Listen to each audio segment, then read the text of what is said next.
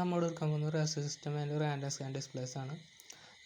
Raster images are commonly called bitmap images. Raster system common ആയിട്ട് bitmap images എന്നാണ് പറയുക. bitmaps pixel ആണ് composite ആണ്. Vector graphics are used in vector graphics ആണ് നമ്മൾ random scan displays ചെയ്യുക. Mathematical relationship വെച്ചിട്ടാണ് പോയിന്റുകൾ കണക്ട് ചെയ്തിട്ടാണ് ഇമേജ് ഉണ്ടാകുന്നത്. raster systemത്തിൽ almost all current computer output devices include CRT,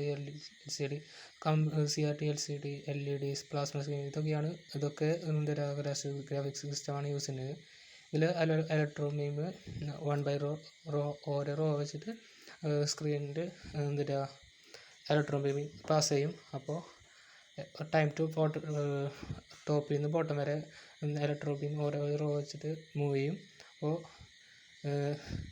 electron beam each of the beam is turned on and off according to the created pattern of illuminators. ഇപ്പോൾ ആ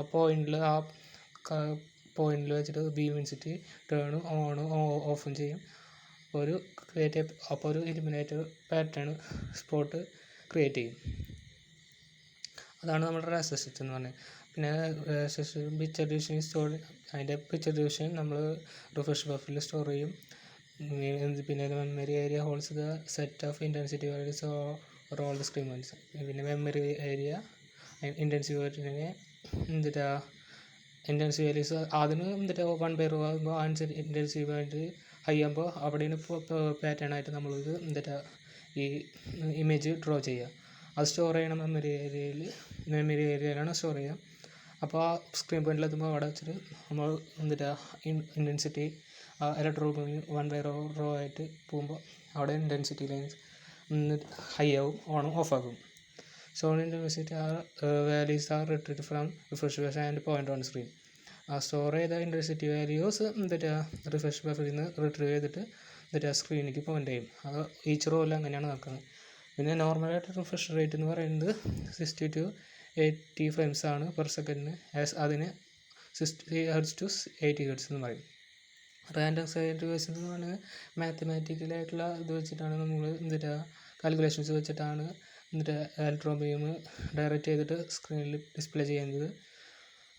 അത് ഓരോ ലൈനിലായിട്ടിട്ട് point കറക്റ്റായിട്ട് vector displace ഇതൊക്കെ കൂടുതൽ ആയിട്ട് കാണിക്കുന്നത് കോംപ്ലക്സ് ആയിട്ടുള്ള അല്ലെങ്കിൽ കാര്യങ്ങൾ ഡ്രോ ചെയ്യേണ്ട നല്ല ആയിട്ടുള്ള ഇതിലാണ് നമ്മൾ റാൻഡം സ്കാൻ ഡിവൈസ് ഉപയോഗിക്കുക. ഇത് പിക്ചറേഷൻ